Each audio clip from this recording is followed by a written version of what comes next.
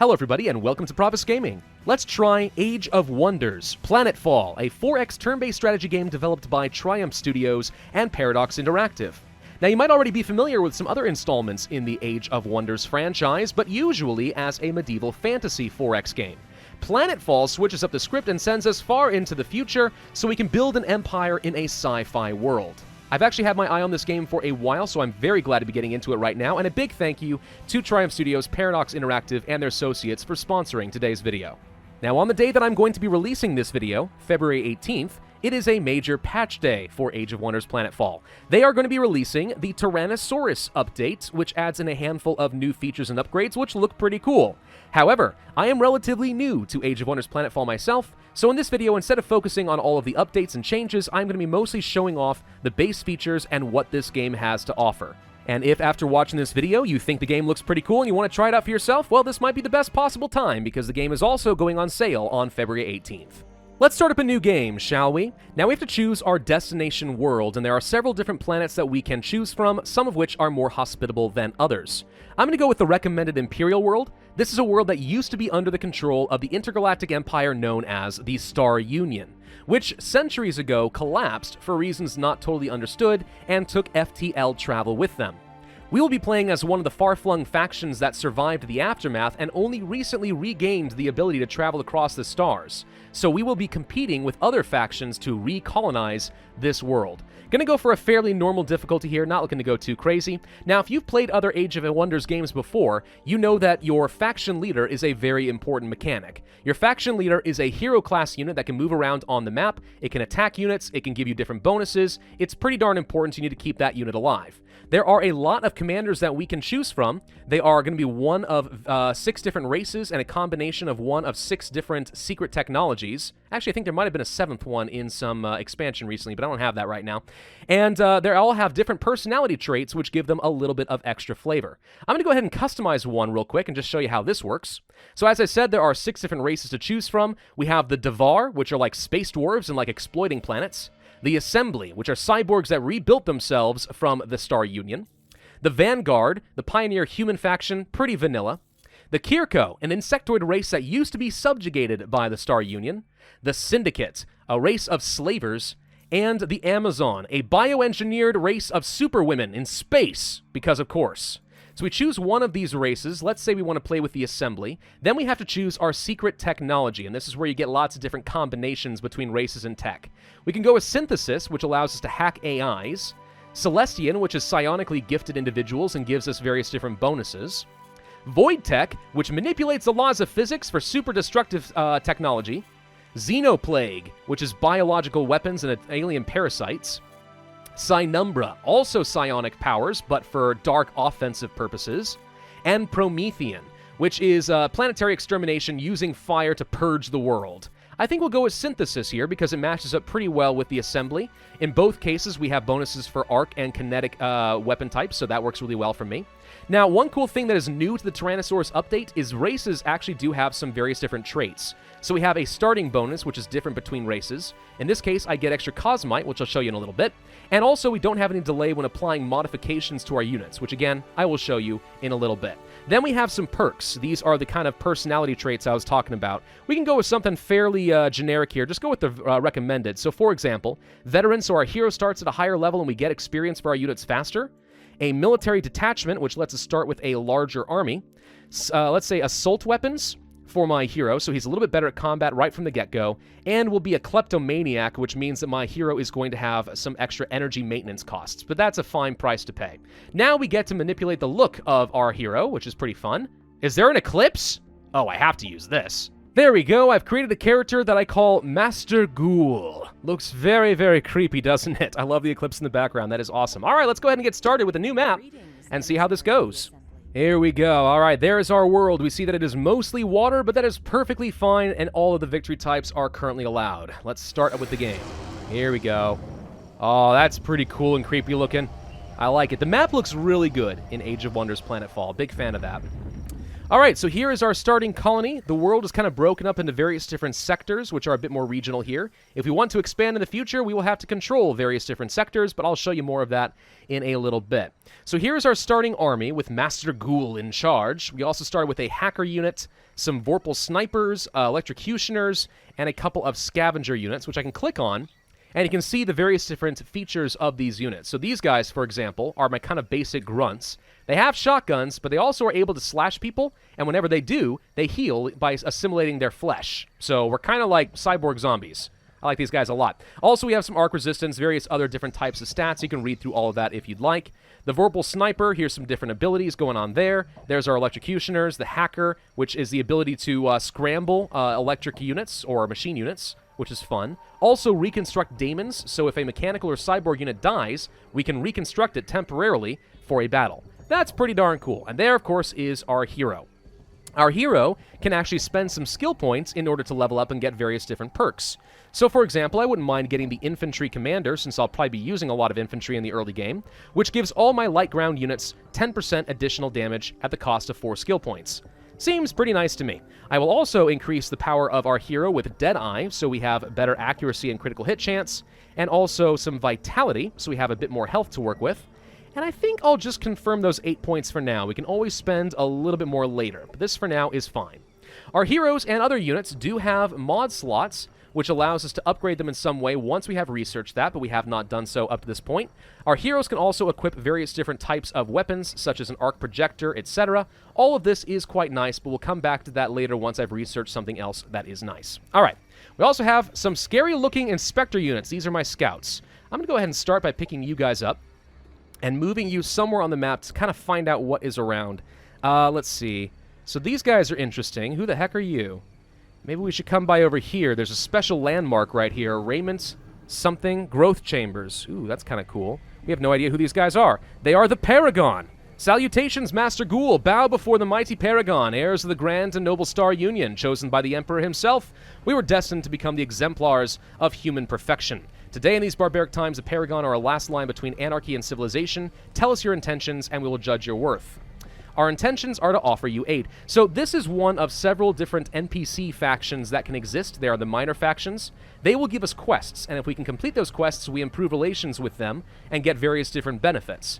It is usually difficult to focus on completing quests for like 2 or 3 of these guys at a time. Usually want to just kind of pick one and make them really like us. In this case, since we started next to the Paragon, I think we're going to go ahead and have to do that. So let's say we are here to be friends, and he will end up giving us some quests. Actually, it says right here, serve the will of the Paragon and you'll be rewarded. What do you want us to do? They want us to kill this guy right here. There was a time when our maintenance kept vast and beautiful gardens. The land was a paradise. Now it seems even the trees hate us. We desire that a particularly nasty patch of weeds be destroyed. They apparently don't want to go and killed a few of our remaining groundskeepers, continuing to infest the land with their growth. So by doing so, we will get some extra relations with the Paragon faction, and the higher the relations, the better things are going to be for us. Influence, which is a resource we can spend for other things. Energy, and also some food for our starting colony. I accept your quest. So this is kind of fun. There are lots of little objectives that you can mark on your on the left over here as a taskbar, just to give you some idea what you want to be doing. So for example, we want to do the Emissary objective, which does 2 quests for an NPC faction and also achieve peace with them, which I think we can actually see if we go to Diplomacy. That's this right here. Oh, we look really cool. There's the Paragon. So if you click on these guys, we can see their capital area here. And we right now are in a neutral state. But if we gain enough favor, we can get to peace, then friendship, and then integration. As we get better relations with them, we can spend influence to buy various units and other perks from them. So we want to be friends as fast as we can. We also have a quest to add a sector to the capital, which is a whole nother region of the map. Exploit that colony sector, and then found a second colony. So the expansionist objective. And finally, the Invader, declare war on an NPC faction and kill 2 of their armies. I am probably not going to worry about that right now. Let's set our production in our capital city. There are several different resources to worry about. Locally, we have food, which obviously judges the population growth. Production, which judges how quickly we build things. Happiness, which if you get enough happiness can lead to special little perks in the city every once in a while. Also our population capacity. Globally, we have a few other resources to worry about, such as energy, which we use to keep up the maintenance for our different buildings and units. Cosmite, which allows us to upgrade our units with different modifications once we've researched them, and of course science, or knowledge. The more science we have, the faster we research various technology. And then finally, influence, which you've seen before for buying units from our little buddies, or sometimes we spend it for different diplomatic actions, such as if we spend, let's hover over them, you can see down at the bottom, 43 to negotiate. We can just ask them to leave so that I can colonize this area uncontested, and they will happily do so if they like me enough. So all of that is very important. On top of that, we also have tactical operation points, which you can use for special abilities in combat, strategic operations, which is stuff on the global map, and perks or doctrine slots, which we can use kind of like, let's say, one of those cards in Civilization 6, which give you various different race-wide passive bonuses. But we'll see more of those as we go. So let's start by getting production here in our capital city. We can only choose one core. I think we could go for the central biofarm, and that would help us grow very rapidly. Alternatively, we could do science, which lets us get a lot of extra science technology faster than our competitors. I guess we'll go with the central biofarm just because having lots of population here will allow us to exploit more sectors around us and grab extra territory. So I kind of like the idea of doing that. Now, combat is turn-based tactical. So this is going to be very different, but kind of fun to watch. We have 6 units versus their 4. We can actually click on these to kind of see what they can do. These guys, for example, are able to leap around, so I need to be wary of that. We've also got some corrosive spitting bugs and worker bees, which are capable of stinging me and have regenerative pollen. Interesting. All right, well, let's go ahead and do some manual combat. This is a very low-risk battle. We could auto it, but I'm just going to show you how this works, because combat here is pretty fun. All right, so here is our map. Looking pretty good. They get to go first, so they're going to move all of their units a little bit closer to me, which is fine with me. I want them to get in range. Outmaneuvering your opponent and being very cautious is a very important aspect of Age of Wonders, so let them come to you. Don't go charging in blindly, or else they may gang up on you and destroy your units. The first unit that we can move around here is Master Ghoul. If I move him right here, for example, you can see that he gets into some cover, which is good for defense. He has a little bit more movement points. If we move here, for example, into this dark blue, that spends another action point. If we move into the red, that spends his last action point. You can see it in the bottom left how many we have here. I'm going to go ahead and set up Overwatch, which means we automatically shoot any enemies who move into range, and just do it right here. So if these guys move forward into this area, my hero will automatically shoot them. And then I'm going to move the hacker probably over, let's say, here, and then just go into guard mode. I want them to be close enough to shoot things when they get close, but not too close, otherwise we might just be putting ourselves in danger.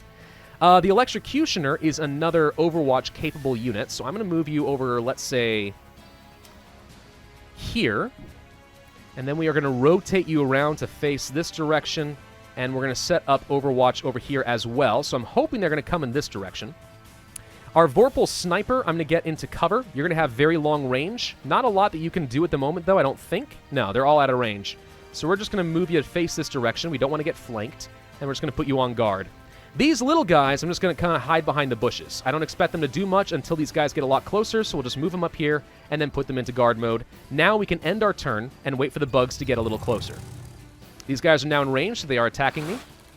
We were not in range of Overwatch, interestingly enough. Okay. You can see because they only used, they didn't use any action points, they actually got 3 attacks instead of only 1. That's kind of fun. These guys are now leaping behind me. Okay, but we did get the Overwatch off, so we shot them on the way in. These guys are also going to get shot. Okay. Perfect. Now they are within range, so our melee guys should easily be able to deal with them. And here come the worker bees, who are too far away to be able to do any damage. All right. So we have our hero, who is right up close and personal right now with these bugs. These guys have something called melee Overwatch. So if we try to back off, for example, he will use an attack of opportunity and hit us. So we don't want to move. We want to kill him while he's right here. I'm going to start by using our scavengers, who are already pretty good at melee, and just go ahead and claw this guy to death. Now, it's kind of a random number generator thing where you have to roll for a chance to hit, and then you can do your maximum number of damage. But if you roll just slightly under what it takes to hit, then you can still hit them, but you do something called a graze, which I think does half damage. So be aware of that. Let's see. I'm going to have, again, these scavengers. Wait, where'd the bug go? Did the other bug die? I thought there was another bug right over here. I'm not too sure where that went. Okay, well, that's fun. Let's move up over here into cover with our hackers. And then we are going to attack the hash with these bugs that are flying up here. You can see that we have a 50% chance of hitting, and it gives you some projection as to how much damage you could do, but there's always a chance we just outright miss or graze them. Let's see what they do. Missed, and we grazed. So we didn't do as maximum number of damage, but it's a little bit. You guys are going to... Let's see what our sniper can do. We can actually hit this guy right now. 55% chance. If you move a little closer, we should have a slightly better chance. Nope, not in this case. All right. Because they're a flying unit, they're always pretty hard to hit. Let's go ahead and just give them a good pew-pew. That missed. Well, that sucks. All right. Hero, I guess we'll give it a shot with 50% chance. Another graze, another graze. Okay, and the Electrocutioners, 45% chance. We might be able to kill it outright. There we go. The worker bees are dead. Enemy destroyed. Okay. And then you guys are going to move a little further forward, but again, stay behind cover. These guys can always redeploy, but let's just try for that. All right, anything else? Why do I feel like there's another bug right here? I feel like there was supposed to be a second one, but I guess we managed to kill it. All right, end turn. Bugs are getting closer. They're doing a melee attack. That hurts, but we have the ability to melee attack them, right? No, wait, they're flying units. We can't. Can we? Wait, can we? Yeah, we can melee attack them. Jump! No, we can't attack them. Darn. All right. 80% chance we can shotgun them. Boom! That hurts. 80% chance of success here. Pew pew. And that is it. They are dead. All right, we win our first combat. All combat is kind of like that. Turn-based tactical. If you are very careful with your positioning and you are cautious, you can win against overwhelming odds. It's a very skill-based way of playing the game. And we have completed our first quest, which means we get some relations, plus a lot of other bonuses. We could sell this for some energy, but I like the idea of getting 27 energy and 22 food so we can grow a little faster. And there we go. Now let's go to our capital city over here. I want to take a quick look at our population distribution. So we have 3 pops right now that are spread out between food, energy, and production. I want to grow in one turn. That's fine, but can I possibly... Okay, I need to keep at least one guy on here in order to grow in one turn, but if I pull you off and go to, let's say, science, we might be able to go for science a little bit more aggressively than production, because I'm not producing anything super important right this second. So, now that it is our second turn, we actually can choose our science. So let's go to military research.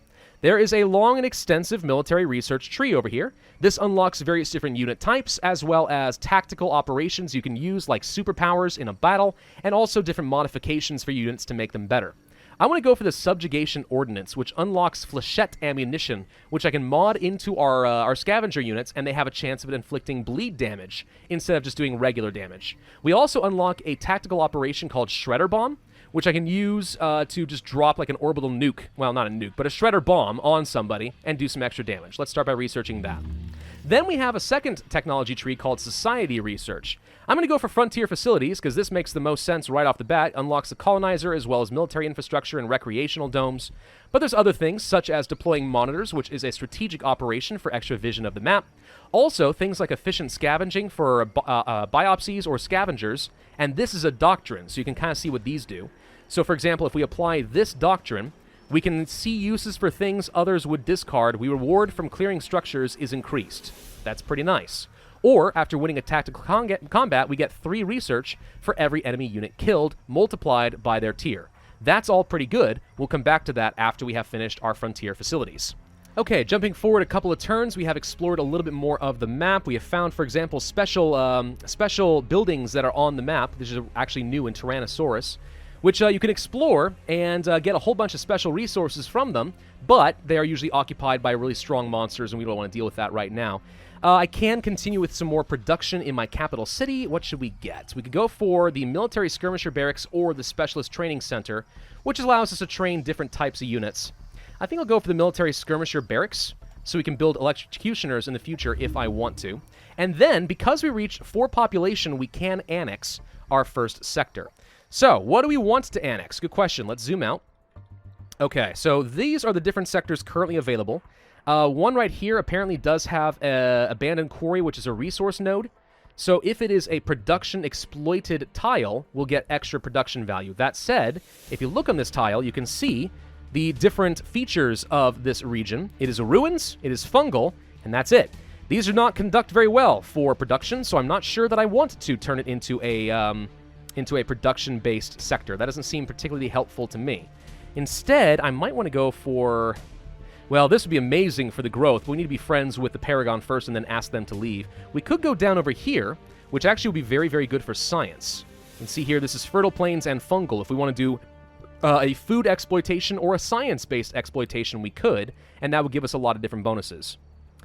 I think I will go ahead and turn this into a science-based one with the hope that in the future, I'll be able to kick these guys out and then turn this into a super productive food sector and grow extremely fast in our capital city. So we've claimed the Great Plains for ourselves. This is going to take one turn, but then our borders will expand and we will annex the area. Just like so, now we have the Great Plains. All right, so if I go back to my capital city, we actually should be able to do some sector production here. I could say that I want to do research exploitation, which you can see it actually tells you would get up to level 3.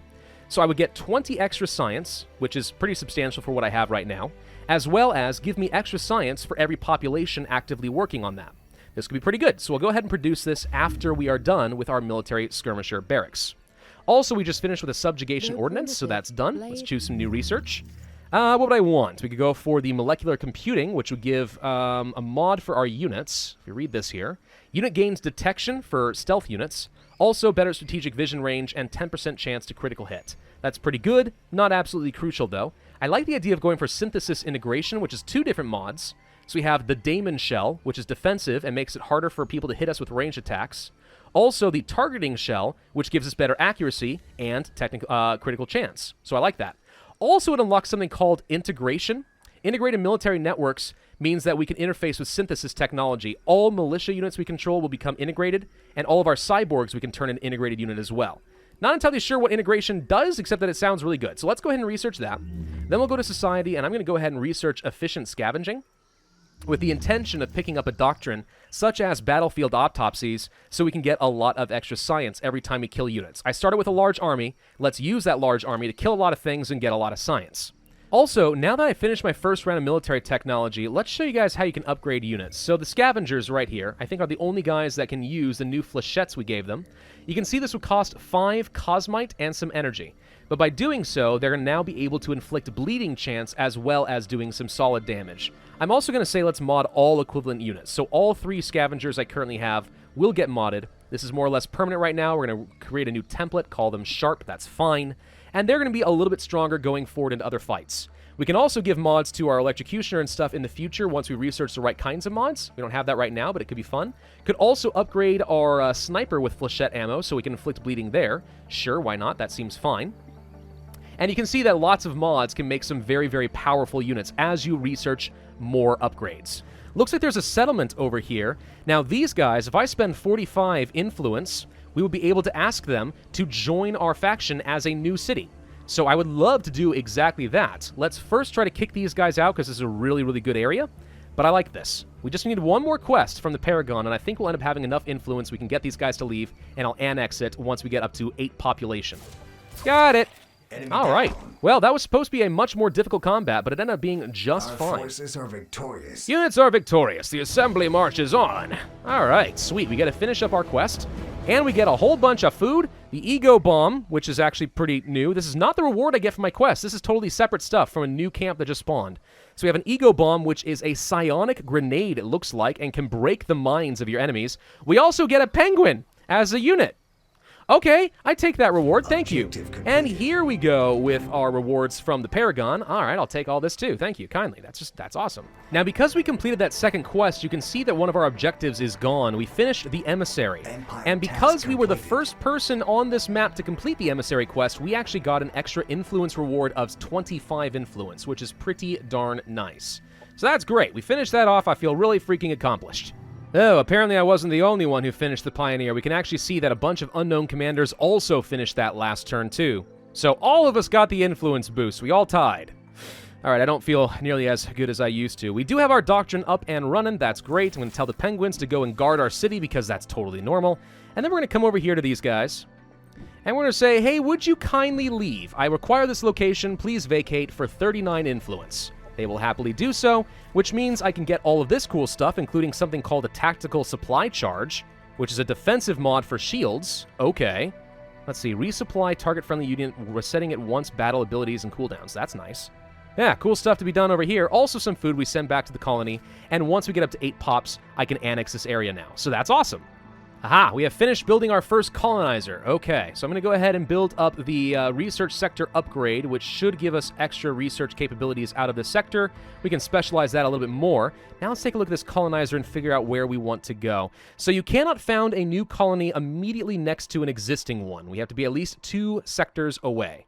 So we can't found here, we can't found here, but we can found here. This isn't the worst spot. Pretty good energy and such, but there will be a potential colony right here, so that's not an option either. So we're going to want to found over to the west, I think. Right here is not terrible. This would be pretty good for some food. And also is pretty close to a photosynthesis biodome as well. This wouldn't be bad, and if we exploit the right sectors, we might even be able to get some production out of it in some way.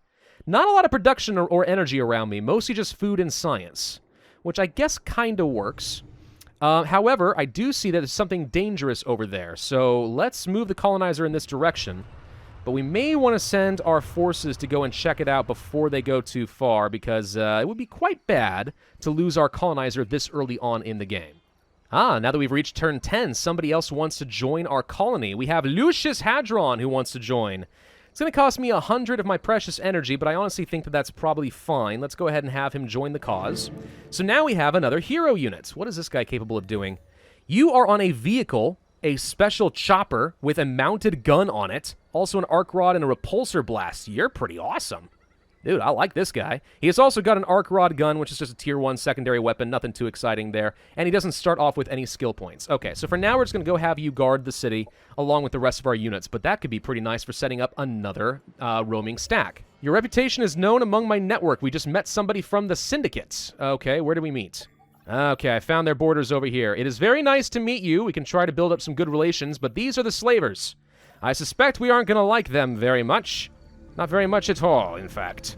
Okay, so here's a cool feature about specializing an area and a district like the Great Plains. So now we can get some sort of a special benefit specifically here. It's right now set to level 4. If we go for Military Innovation Center, down at the bottom you can see that we get 25% extra science for all military research, and any units produced in the capital get 2 extra experience ranks. So that's nice. Or we can go for society investment, which means that we get extra 25% science for all society research, and every colonist working on science in the capital are going to give me even more science.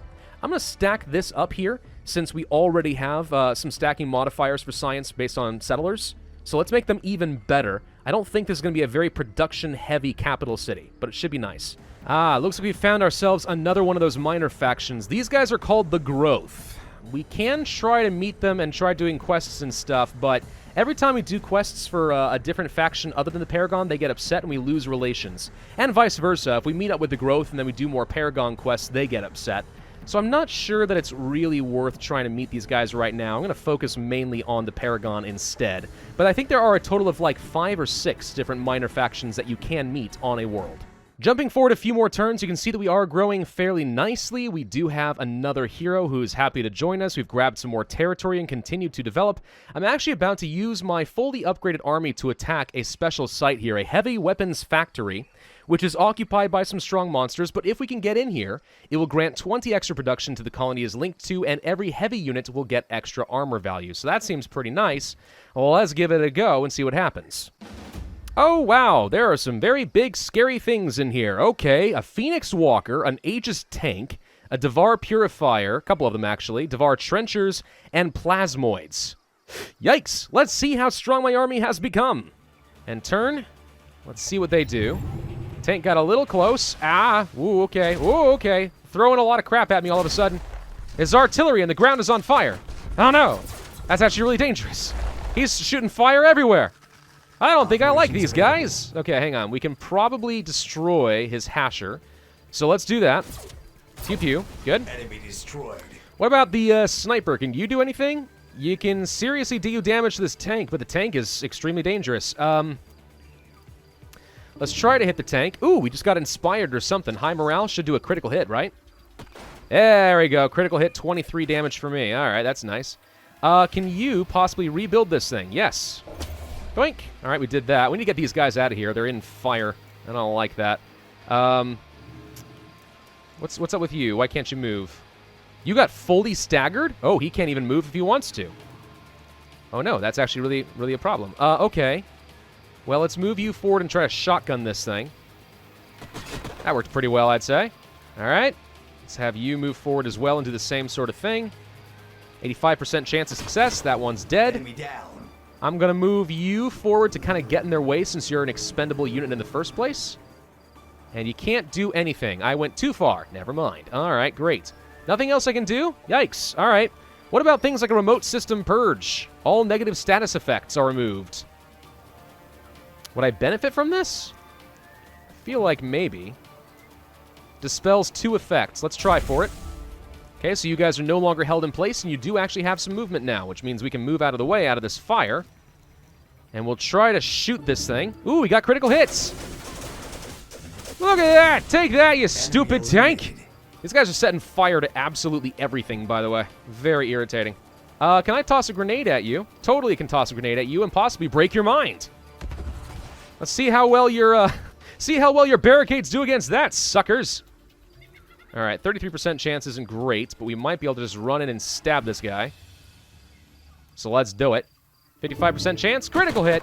I didn't mean to use a shotgun. I meant to actually, like, eat you, but that's okay. Enemy eliminated. I guess that's okay. You're going to get up over here, and we're going to try to stab this guy. Get some health back that way. 95% chance? Sure. Claw him to death.